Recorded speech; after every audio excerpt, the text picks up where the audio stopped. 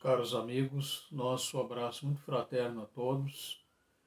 Eu gostaria de fazer aqui inicialmente um agradecimento aos amigos da Sociedade Espírita Fraternidade de Canoas pelo convite que me foi feito de poder estar participando desse evento aqui sobre a Semana Espírita de Canoas e especialmente abordando o tema que é os 160 anos de O Livro dos Médiuns, de Allan Kardec. Um tema que me é bastante caro, uma vez que eu venho, nos últimos anos, me dedicando ao estudo da obra kardeciana. Então, nós vamos abordar esse assunto, esse tema, trazendo algumas reflexões, mas eu gostaria de começar essa reflexão partindo de uma ideia que é a seguinte, né? O contexto histórico é muito importante para a gente poder entender, principalmente para aqueles que não estão assim tão afeiçoados, né, ao estudo desse assunto, justamente porque a base histórica, né, entender o contexto em que surgiu o livro dos médiuns é muito importante para a gente poder entender a sua proposta. E nesse contexto histórico, introdutório que eu gostaria de fazer, é importante a gente destacar que Allan Kardec ele teve muitas influências na sua época, influências intelectuais. Né? Kardec foi um homem que viveu no século XIX, na Europa, e é compreensível que a gente vai ver ao longo do seu trabalho que Kardec tivesse absorvido influências de pensadores desde o século XVII, né, do século XVIII e mesmo do século XIX, o que é muito natural, né, para um homem culto, para um francês, como era o caso de Kardec, e a gente vai observar então que tanto as contribuições de Francis Bacon, ainda no século XVII, com o empirismo, né, com a ideia, né, as bases daquilo que seria a ciência moderna, a base da experimentação, né, dos fenômenos, quanto no século XVII também o francês René Descartes, com o racionalismo, né, na área da filosofia, aonde tudo deveria passar pela análise da razão antes de ser aceita,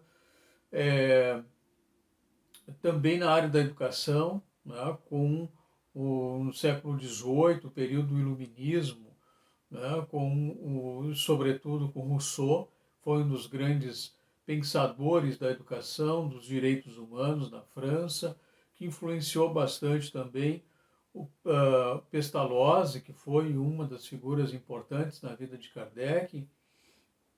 Quer dizer, o próprio Augusto Comte, né, que foi o fundador do positivismo, foi contemporâneo de Kardec, né? Quer dizer, as próprias ideias da ciência do século XIX, tudo isso vai formar um conjunto cultural que vai influenciar, vai trazer contribuições na formação de Kardec consequentemente, na forma como ele vai desenvolver as suas investigações da fenomenologia espiritual. Então, nós vamos dividir aqui o nosso período histórico, um período de uma fase inicial de pesquisas, que é de 1854 até 1857, quando Kardec publica então o Livro dos Espíritos, e depois nós teremos uma fase de aprofundamento, né, dos princípios e da própria teoria, que é de 58 até 69, quando Kardec desencarna.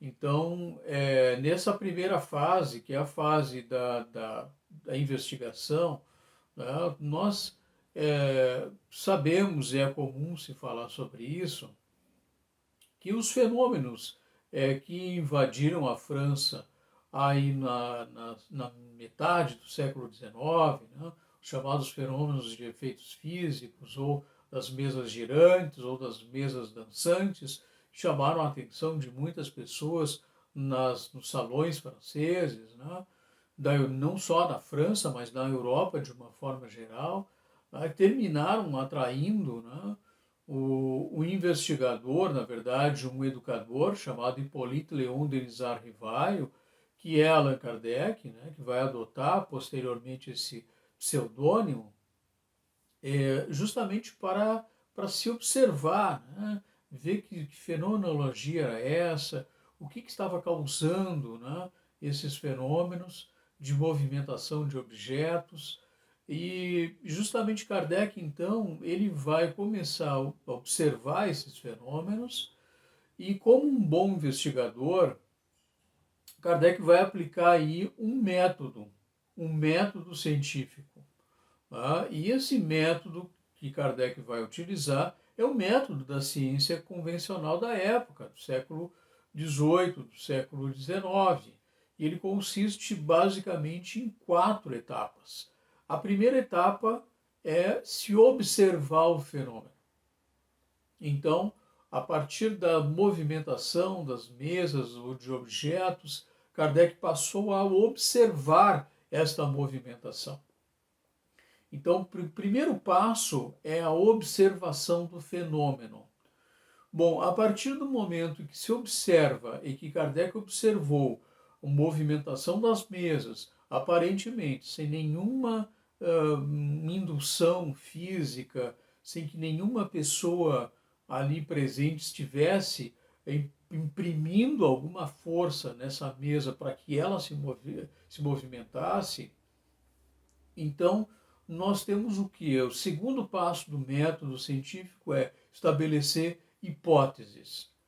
Quais as hipóteses, quais as possibilidades, quais as probabilidades que se tem para explicar esse fenômeno? Bom, aí então nós temos várias, e Kardec foi fazendo isso dentro de uma ordem. A primeira delas é de estabelecer uma hipótese de fraude. Alguém está provocando esse fenômeno, alguma pessoa está provocando esse fenômeno de uma forma fraudulenta para chamar a atenção. Então, fazendo as investigações, seja nos salões ou depois em grupos domésticos, né, grupos familiares que se reuniam para produzir também esses fenômenos, ele pôde examinar rigorosamente, tendo todos os cuidados, tomado todos os cuidados, para excluir qualquer hipótese, né, identificar se não havia ali uma fraude.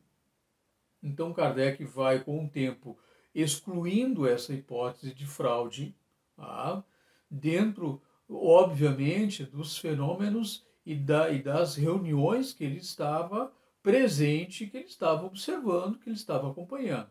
Tá? Bom, uma segunda hipótese é, que uma força chamada uma força magnética, pudesse estar movimentando aqueles objetos, né, aqueles móveis, aquelas mesas. Então, na época se estudava o magnetismo animal, né, o magnetismo animal não de animal bicho, mas de animal animado, tem movimento. Né? Então seria uma força, uma teoria que apresentava a ideia de que havia uma força que o próprio ser humano conseguia projetar, a semelhança de um ímã. Tá? Se a gente pegar um ímã e colocar num lado, né, por baixo de uma placa de metal e colocarmos por cima um prego ou qualquer outro objeto metálico, o ímã embaixo, se eu movimentar o ímã, ele vai movimentar o prego também. Por quê? Porque é uma força magnética que está ali atraindo aquele outro corpo e fazendo ele também se movimentar. Então Kardec imaginou que pudesse ser também essa uma explicação plausível. E a partir daí, então, fazendo as investigações, o fenômeno avançou para um outro nível, que era exatamente o de que as pancadas elas passaram a partir dos investigadores, dos experimentadores que estavam em conjunto, que passaram a formular determinadas perguntas e aquela mesa ela passa a responder as perguntas através de um número X de pancadas. Então, estabelece uma espécie de um alfabeto, uma telegrafia, né? Onde havia um número X de pancada para identificar uma letra, um outro número para outra letra e outro assim, algo bastante complexo, dificultoso, claro, né? Mas a partir das pancadas se montava-se uma palavra, havia o experimentador que estava anotando, a partir dos números de pancadas, a letra, então ia formando as palavras, e a partir daí se estabeleceu uma comunicação. Então, com essa coisa que eles não sabiam o que era, que movimentava essa mesa, né? Porque a própria mesa não poderia ser, né? Já que Kardec, sendo um racionalista, considerava que a mesa não tinha cérebro, não tinha inteligência para poder responder perguntas. Então, a partir desse processo, que apresenta já uma inteligência intervindo no próprio fenômeno físico, Kardec, excluindo as demais hipóteses, ele chega à hipótese de que, na verdade, há uma inteligência por trás daqueles fenômenos, e essa inteligência, na verdade, ela vai se identificando como sendo uma inteligência de um ser humano, mas não de um ser humano que estivesse ali junto, no plano físico, no plano biológico, no plano existencial, mas de um ser humano que estava num outro nível, numa outra perspectiva, num outro plano, num outro mundo que para nós, ou para eles lá que estavam investigando, era invisível. Então, Kardec começa a identificar que existe um ser humano que eles não viam, mas que estava ali presente, que induzia aquela fenomenologia, que respondia perguntas, e a hipótese, então, a partir daí levantada, né, por Kardec, é que, na verdade, quem estava movimentando aqueles objetos era um ser humano. E esse ser humano, não estando mais corporalmente presente, era um ser humano que já havia morrido, porque eles também se identificaram assim, como sendo pessoas que já não pertenciam mais ao mundo físico, já haviam falecido. Então Kardec estabelece como hipótese a possibilidade daqueles fenômenos serem produzidos por pessoas que já haviam morrido, ou seja, por espíritos. Tá? Espíritos das pessoas que viveram na Terra.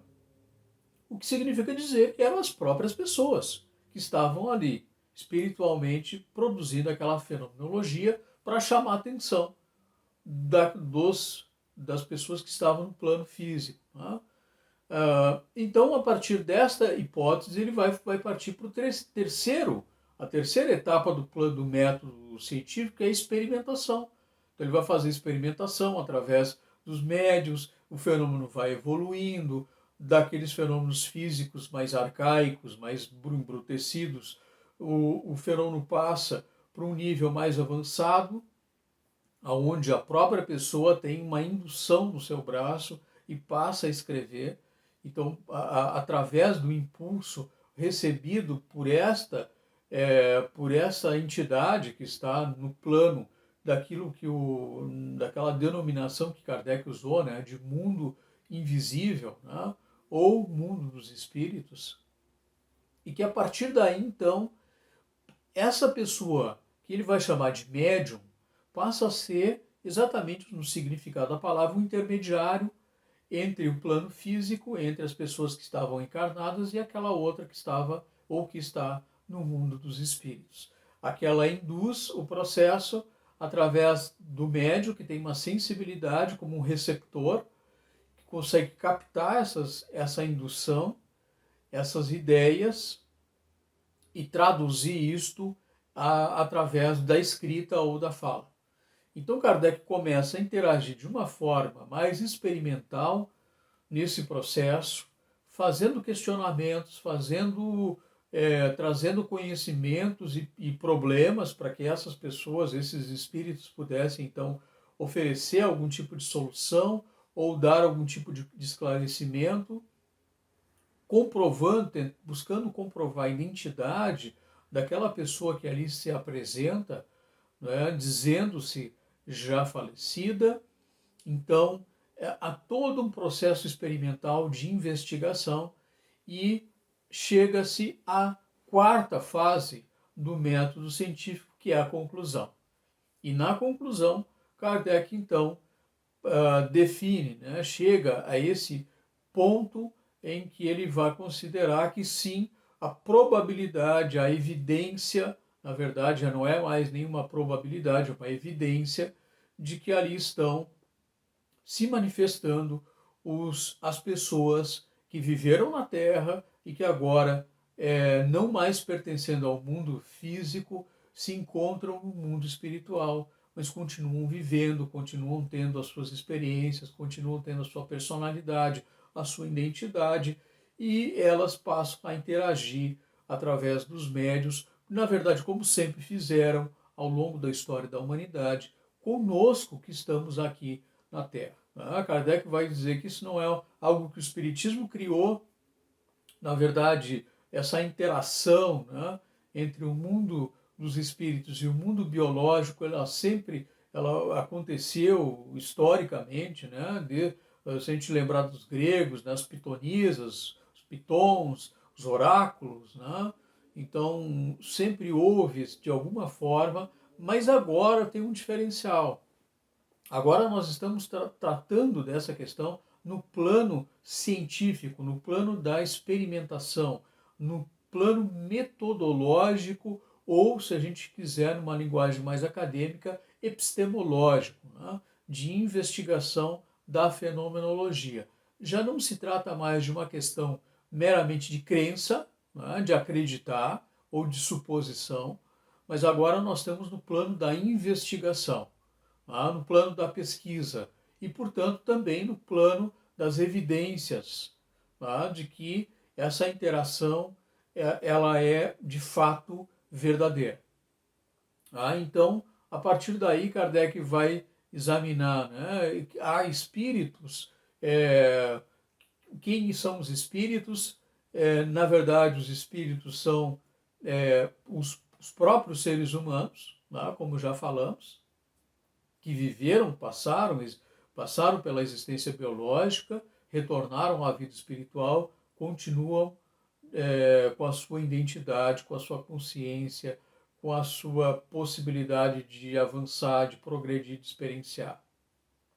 E aí encerra-se, nesse primeiro momento, né, para nós aqui, didaticamente, essa fase, né, com a publicação já das conclusões que Kardec conseguiu obter nessas investigações, que é a publicação do Livro dos Espíritos no dia 18 de abril de 1857. Pois bem, a partir daí, o Espiritismo surge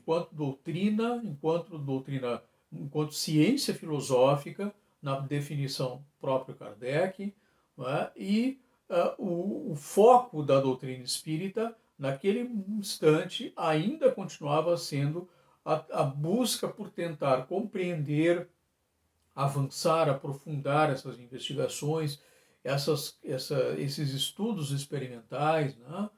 De entender quem são os espíritos e continuar compreendendo a dinâmica da vida deles após a morte. Tá?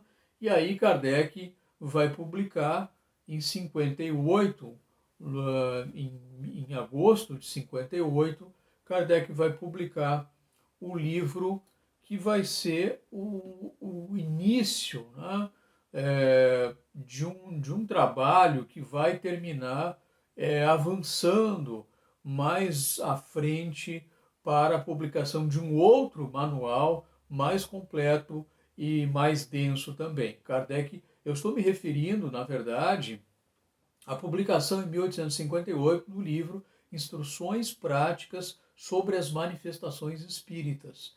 É o primeiro livro que Kardec trata, né, que ele vai produzir exatamente estudando essa parte do fenômeno, né, da experimentação mediúnica, dos médiuns, o que é a mediunidade, para que ela serve, como bem utilizar, etc. Né? Como se dá esse processo de comunicação, existe influência moral do médium nesse processo de comunicação com os espíritos ou não existe? Enfim, há uma série de questionamentos que Kardec vai procurar desenvolver nesse livro em 1858. Tá? Ele teve a sua primeira edição, né, em 58 e depois vai ter uma segunda edição lá na frente, já no início do século XX, em 1923.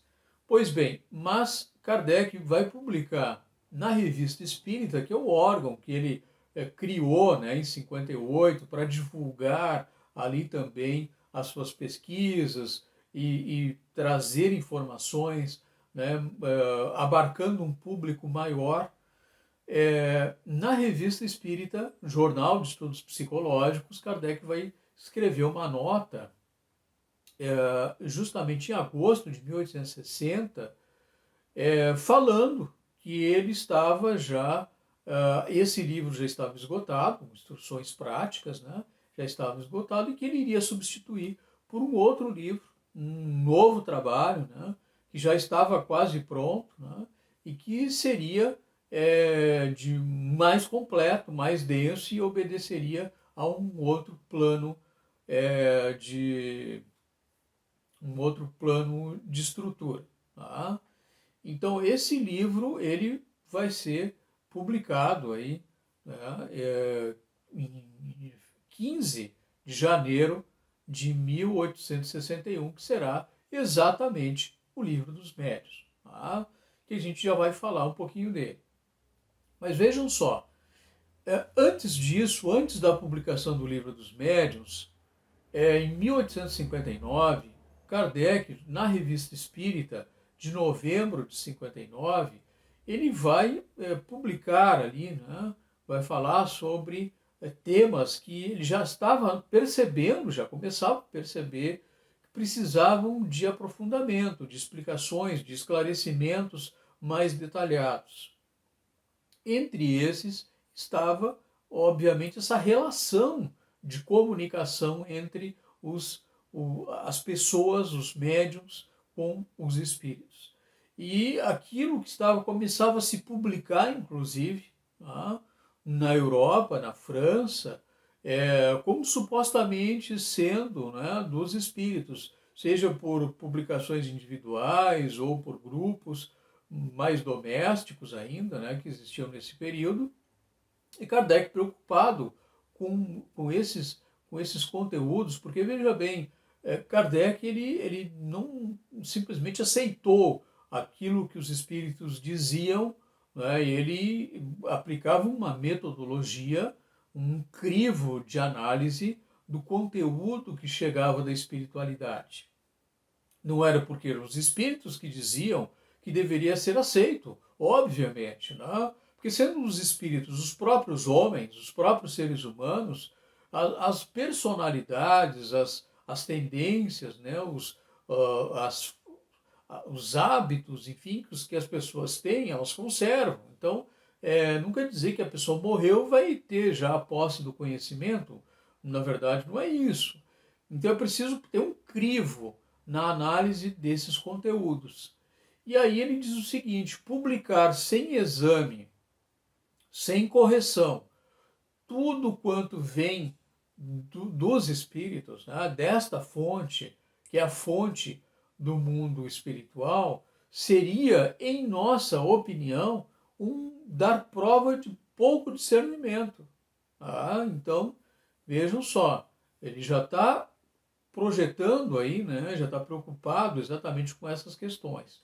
E aí, então, ele vai publicar o Livro dos Médiuns para aprofundar essa questão, para trazer exatamente informações mais detalhadas sobre as questões técnicas da mediunidade, o que é ser médium, o que é a mediunidade, como se utilizar dela, né, como se dá a comunicação, as comunicações apócrifas, né? Então, enfim, um conjunto de conteúdos dedicados, focados nessa perspectiva experimental, né, que o livro trazia.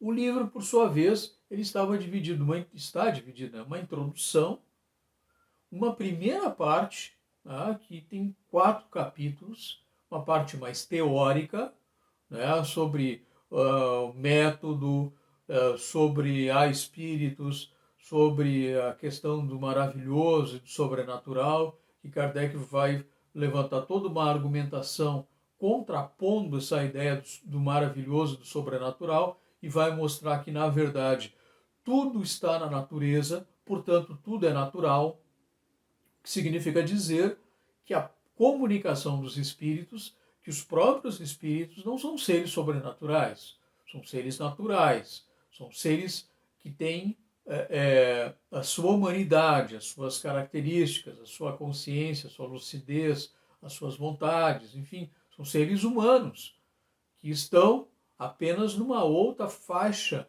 de vibração. Tá?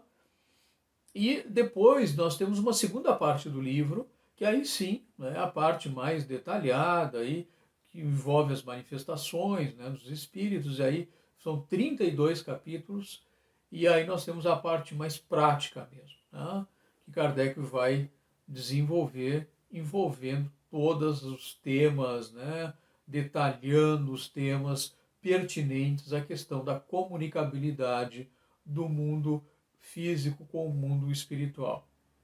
Aí ele vai dizer o objetivo da obra na introdução. Né? Ele diz o seguinte, então: seu objetivo da obra, né, do livro, dos médiuns, consiste em indicar os meios de desenvolvimento da faculdade mediúnica, tanto quanto o permitam as disposições de cada um, e, sobretudo, dirigir-lhe o emprego de modo útil quando a faculdade mediúnica exista de fato na pessoa. Tá?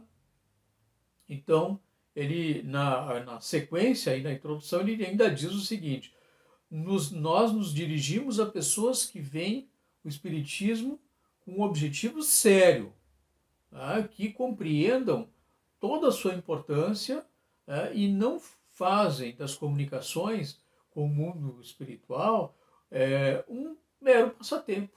Tá? Então, exatamente para poder dar uma base de entendimento, apresentar a parte técnica do processo de comunicabilidade, das responsabilidades que envolvem toda essa dinâmica, que Kardec vai desmembrar essas temáticas em O Livro dos Médiuns. Aliás, uma obra fundamental, obviamente, né, para todos os estudiosos do Espiritismo e para todos aqueles que desejem conhecer de uma forma mais profunda esta dinâmica de comunicação com o mundo dos espíritos. E aí, então, Kardec faz uma recomendação aí, importante. Né? Ele diz lá: recomendamos ler, em primeiro lugar, o Livro dos Espíritos. Por quê? Porque ele contém os princípios fundamentais da doutrina. Então, assim, o Espiritismo é a ciência que estuda a faculdade mediúnica.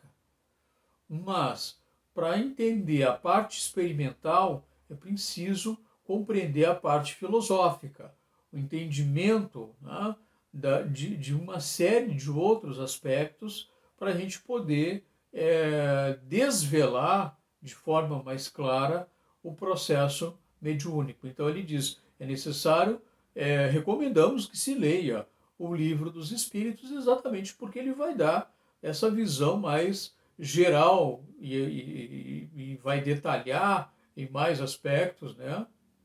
Justamente por ser uma obra que trata da doutrina espírita de uma forma bem abrangente, tá? Ele vai ser fundamental para que depois, então, você vá poder entender o que está colocado lá no Livro dos Médiuns. Tá? Bom, e aí então nós podemos dividir aqui a obra, né, o Livro dos Médiuns, em 4 estruturas. A primeira delas, ela, ela vai abarcar o capítulo 1 até o capítulo 13. Tá? E esse núcleo ele vai tratar dos fenômenos e da teoria. Então, essa é a primeira estrutura do Livro dos Médiuns. Fenômenos e teoria, capítulo 1 ao capítulo 13. A segunda estrutura, o segundo núcleo da obra, vai pegar o capítulo 14 e o capítulo 16, ao 16, 14 ao 16, e vai tratar dos médiuns. Quem é o médium? É aí que nós vamos ter todo aquele que sente em grau qualquer a influência dos espíritos, é por esse fato médium, diz Kardec. Entretanto, e esse entretanto é muito importante, somente assim se caracterizam aqueles que possuem essa faculdade com um efeito patente, um efeito mais definido, mais ostensivo. Tá? Porque os demais vão se expressar, esse processo vai se expressar mais a nível intuitivo. Tá? A nível intuitivo, inspirativo, etc. E o efeito propriamente dito, tá? A faculdade propriamente dita, mais ostensiva, aí depende de uma organização física mais ou menos sensitiva. Portanto, para Kardec, a mediunidade tem base no organismo. Certo? Pois bem. O terceiro núcleo, ele vai do capítulo 17 até o capítulo 23 e vai tratar do exercício da mediunidade. Tá? Então, vai tratar desse foco, né? O exercício da mediunidade. Tá? Dentro desse foco aí, nós vamos ter a influência moral dos médiuns. E o último núcleo vai pegar, que é o quarto, vai pegar do capítulo 24 até o capítulo 32, tá? Que é o último capítulo da obra, e vai tratar do que? Dos dirigentes do trabalho, aqueles que vão dirigir as reuniões mediúnicas, certo? Muito bem. E aí então Kardec vai desenvolver a sua reflexão, seus estudos, né, sobre a questão da mediunidade, os médiuns de efeitos, né, de efeitos físicos, de efeitos inteligentes, né, vai desenvolver todo um estudo didático sobre essas características, né, essa tipologia da mediunidade. Tá? E aí nós temos então um esqueminha para a gente entender aí, né? Os médiuns de efeitos inteligentes, divididos aí, né? São fenômenos subjetivos, inconsciente e inconsciente. Os conscientes são aqueles que, no processo da comunicação, né, da escrita, por exemplo, eles estão conscientes, são inspirados, né? E tem aqueles que são inconscientes, né? Inclusive Kardec vai fazer uma divisão aí intermediária, né? Quer dizer, os semi-conscientes, né? E aí vai ter o inconsciente, que é aquele que escreve, por exemplo, né? Sem saber o que está escrevendo. Tá? Ele só vai ter o conhecimento do conteúdo da mensagem depois que eles voltar, digamos assim, a sua consciência, e aí ele vai ler o processo, né, vai voltar ao processo da sua lucidez, da sua consciência ali, e vai ter a noção mais clara do conteúdo. Os fenômenos de efeitos físicos também, né, são os fenômenos objetivos, sejam aqueles facultativos, que não dependem necessariamente da vontade do médium, ou aqueles que são os que são involuntários, que não dependem da vontade do médium, ou aquele que é facultativo, que é produzido. Tá? Então, eu não vou entrar muito nesses aspectos, porque está lá no livro, e depois quem desejar pode ir lá e vai aprofundar mais isso, certo? Bom, mas eu queria chamar a atenção para o capítulo 20, então, né, do Livro dos Médiuns, que trata sobre a influência moral dos médiuns. Tá?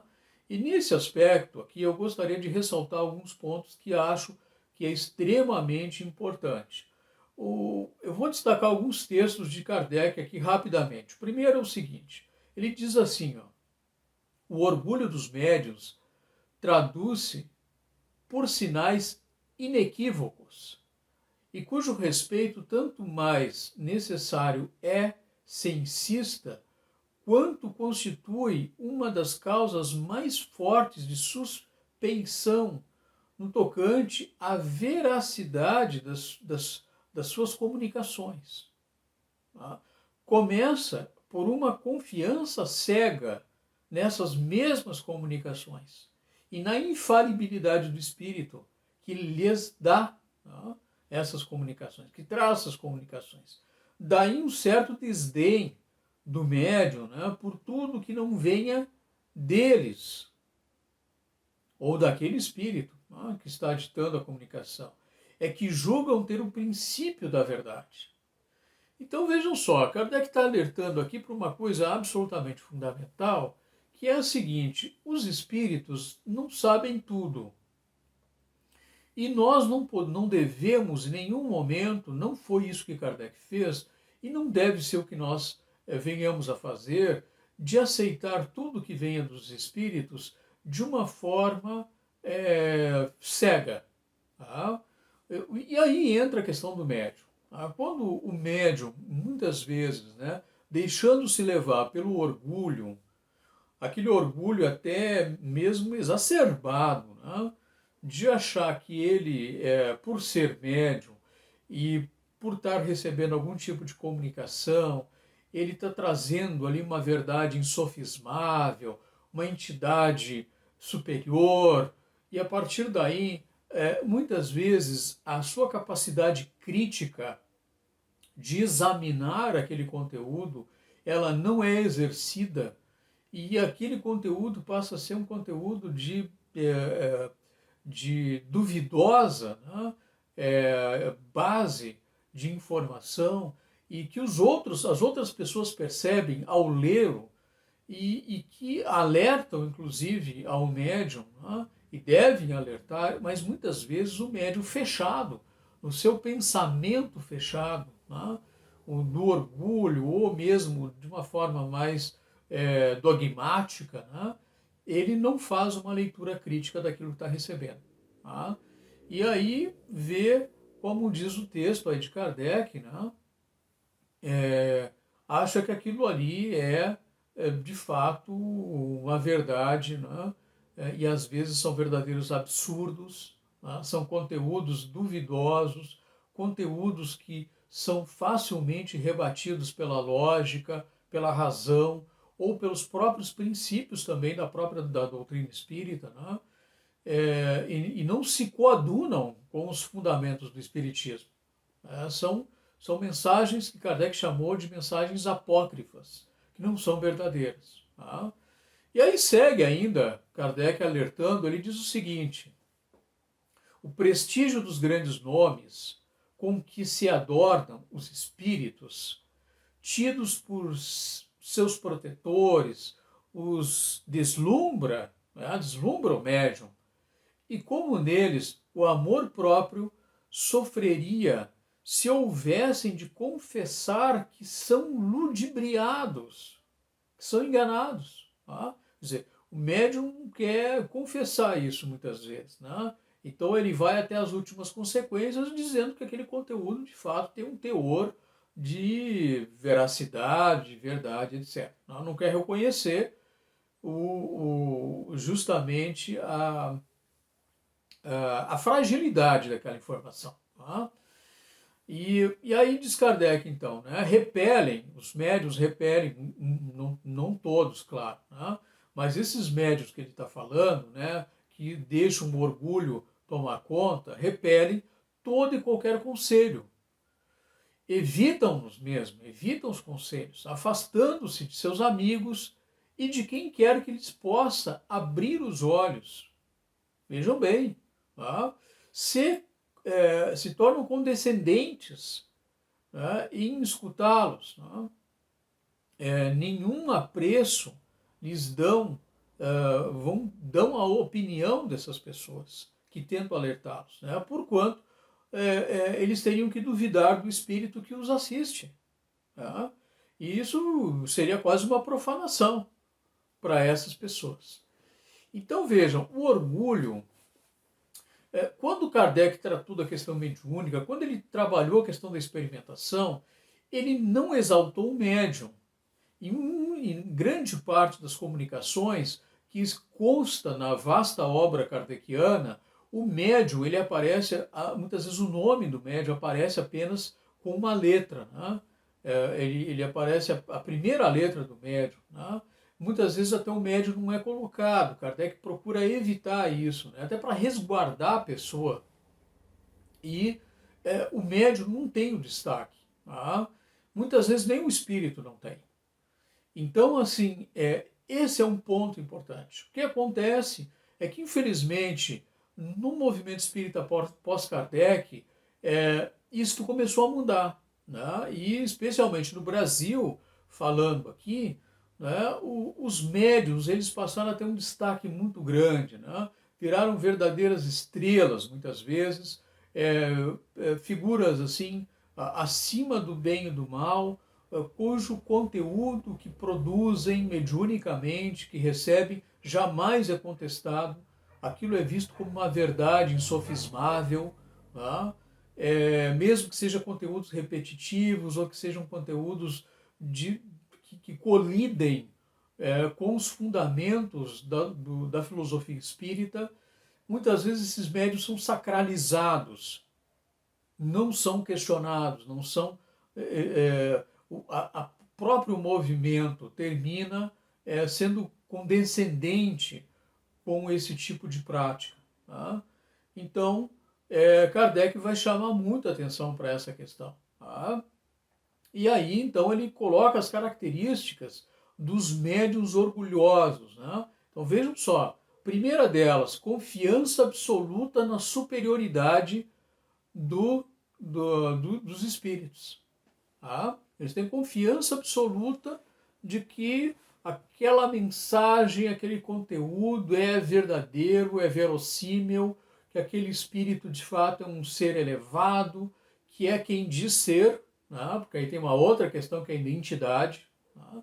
Então eles têm uma confiança cega naquela entidade, nessa entidade, né, que eles estão recebendo.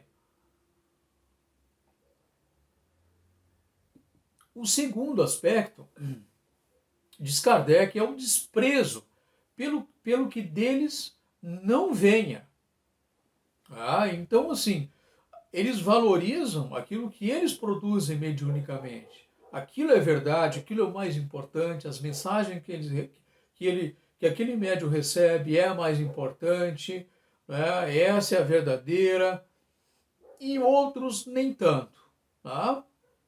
Quer dizer, vejam só, quer dizer, não existe essa questão, à luz da dialética espírita, não existe essa questão de que só alguns são médiuns importantes, só esses são médiuns elevados, só esses recebem, né, as entidades elevadas.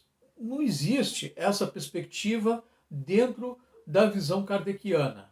Tá? Os médiums, eles têm possibilidade, é claro que varia de médio para médio, enfim, mas não existe aqueles privilegiados. Tá?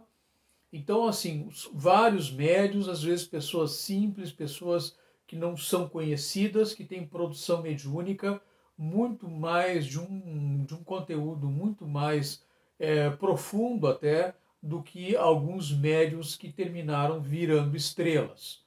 Tá? E a terceira característica é a irrefletida importância dada aos grandes nomes. Não refletem sobre aqueles nomes que muitas vezes o espírito vem e se autodenomina.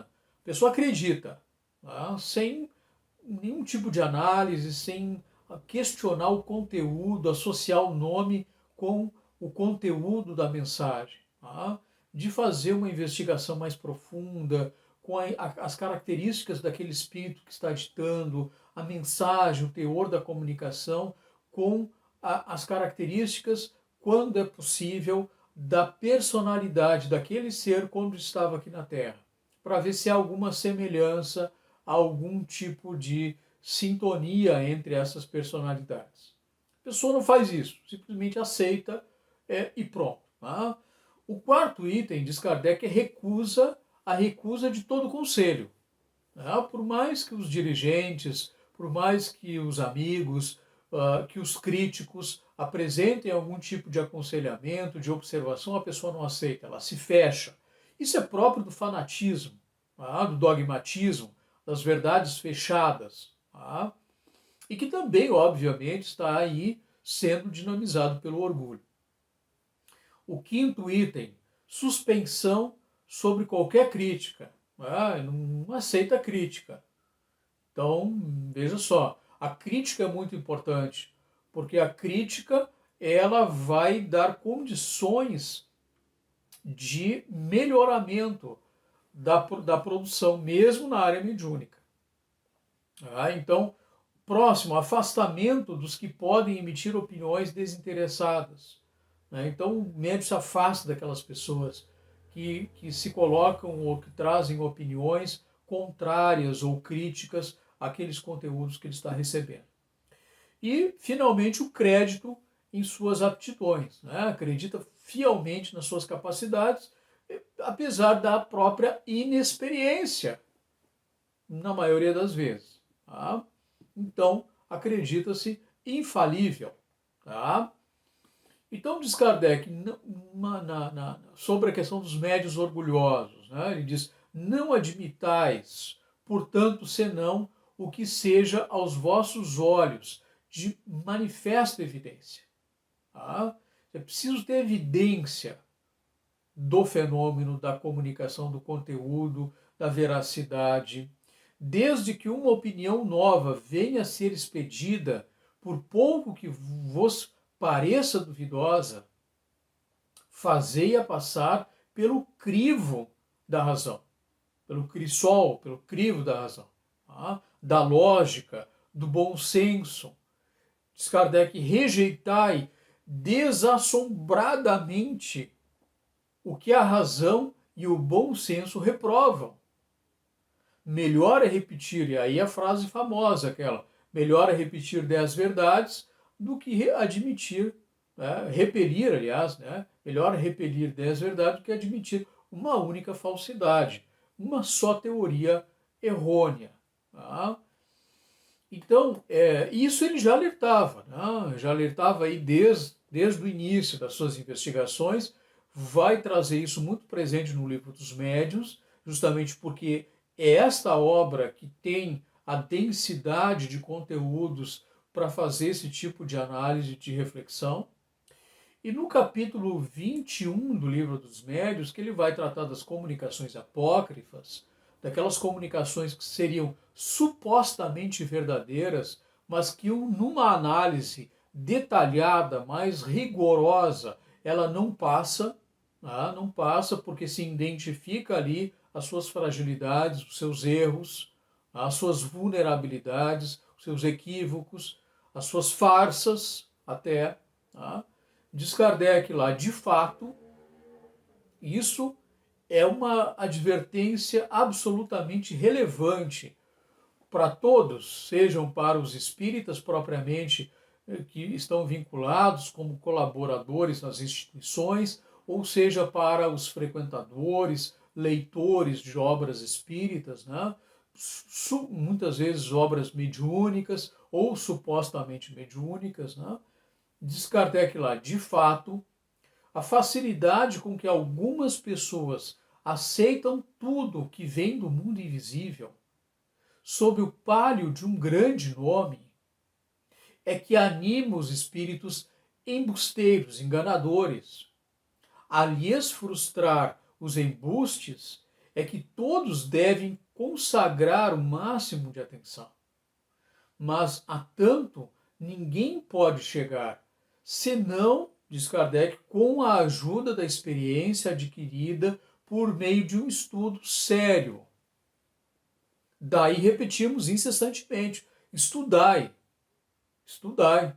Tá? Então o estudo dentro do Espiritismo é fundamental, porque é exatamente aí que nós vamos encontrar, dentro das orientações kardecianas, dentro da sua vasta obra, né? Kardec publicou 32 obras, e nessas, envolvendo a Revista Espírita, envolvendo as obras de maior densidade de conteúdo, envolvendo os opúsculos, são 32 ao todo.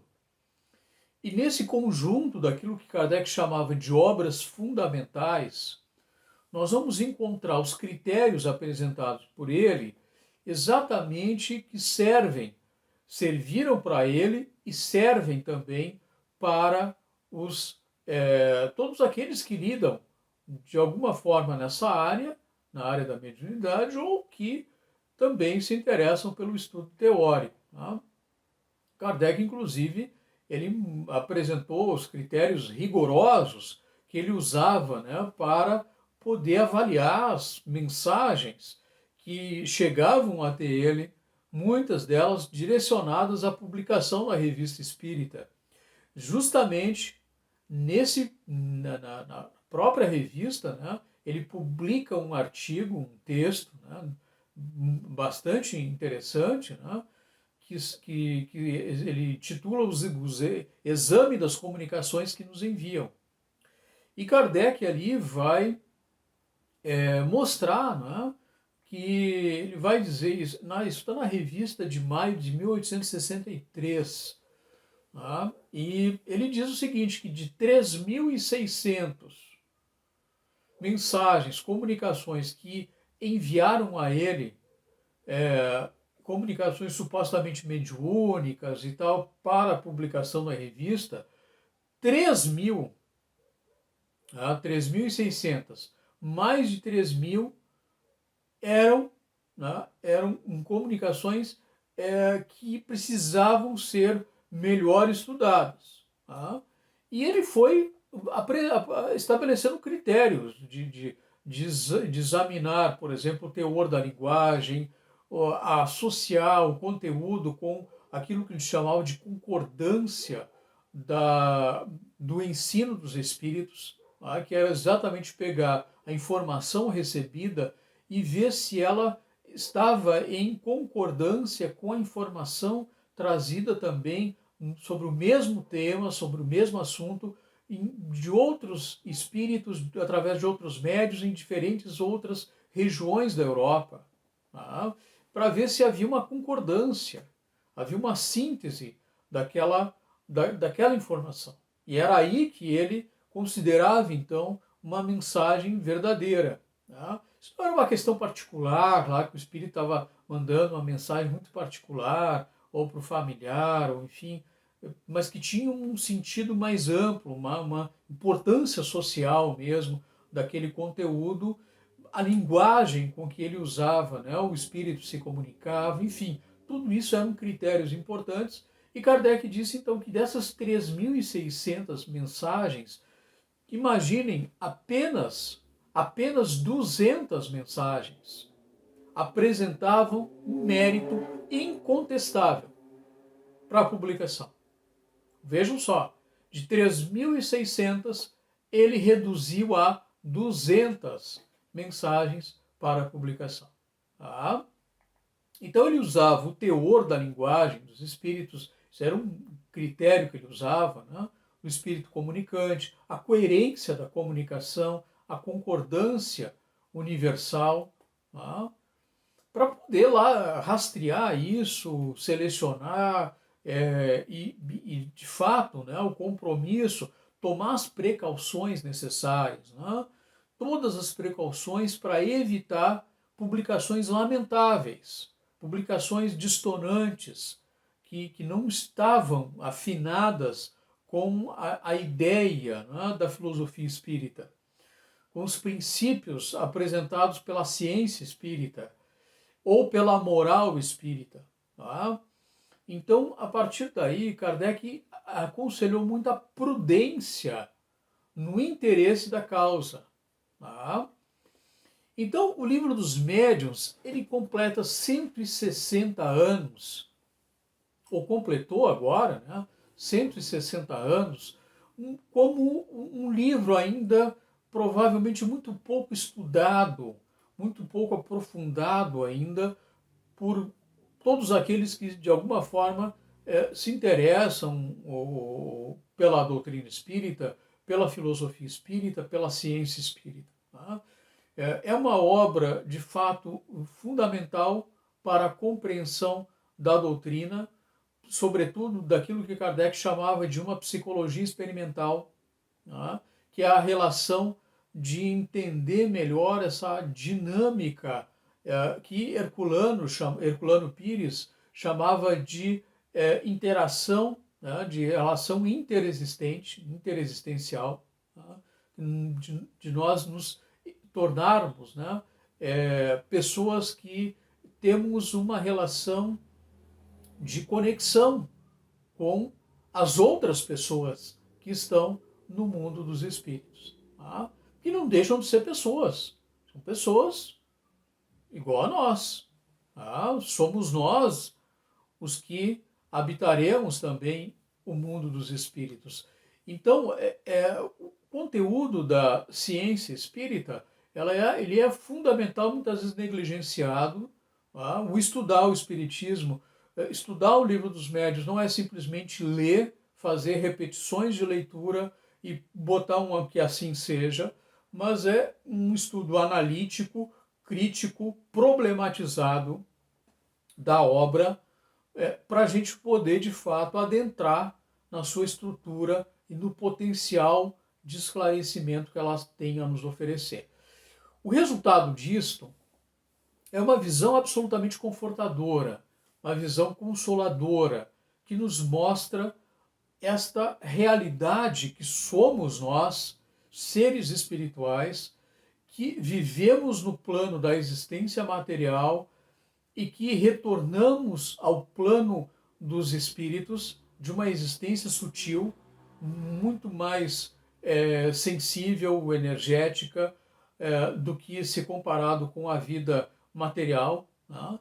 Mas que continuamos com as nossas afeições, com os nossos sentimentos, continuamos com as atividades, com uma busca incessante de melhoramento, de progresso, de evolução, com atividades, com convivências, enfim. Né? O Espiritismo, e aqui especialmente o Livro dos Médiuns, ele abre esse paradigma de uma perspectiva otimista desta relação da imortalidade da alma, que mostra exatamente a morte dentro de um prisma totalmente diferenciado e agora não mais baseado em mitologia, em crença, em religiosismo, mas ele nos mostra agora a questão do ser humano como um ser de fato que continua a existir e nos mostra através da investigação, através da pesquisa, através do estudo, através da racionalidade, através exatamente de todo esse trabalho que Kardec desenvolveu e que, infelizmente, né, parou com Kardec, porque a metodologia empregada por Kardec, né, de análise de conteúdo, de investigação, de fato, das mensagens que ele recebia através dos médios, mesmo na Sociedade Parisiense de Estudos Espíritas, esse estudo investigativo, analítico, metodológico, né, ele terminou parando, né, porque, infelizmente, os investigadores e muitos que trabalham nessa área, dentro das instituições espíritas, não investigam mais. Simplesmente aceitam tudo como se fosse aquilo verdade e esquecem exatamente o ingente e profícuo trabalho que Kardec procurou nos apresentar. Então, fica aí a nossa dica de leitura, né, de reflexão sobre essa obra extremamente importante, o Livro dos Médiuns, que nos trouxe as evidências concretas da continuidade da vida e da comunicabilidade daqueles que morreram, dos ditos mortos, conosco que estamos aqui no plano biológico da existência. Isso traz um conteúdo de consolação, de conforto. Imagine os pais que enfrentam a morte de um filho, a dor do luto, que é absolutamente inimaginável, e que passam, em dado momento, a ter possibilidade de ter esta evidência de continuidade da vida de fato comprovada. Então há um conforto muito grande. O fato de podermos reencontrar as pessoas que nós amamos após o término também da nossa existência biológica e a continuidade dos laços afetivos e do nosso próprio aprimoramento individual e social.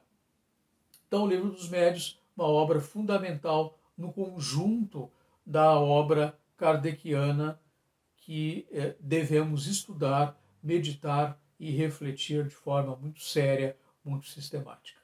Fica aqui o nosso agradecimento, um abraço muito fraterno a todos, que possamos estar em paz. Grande abraço.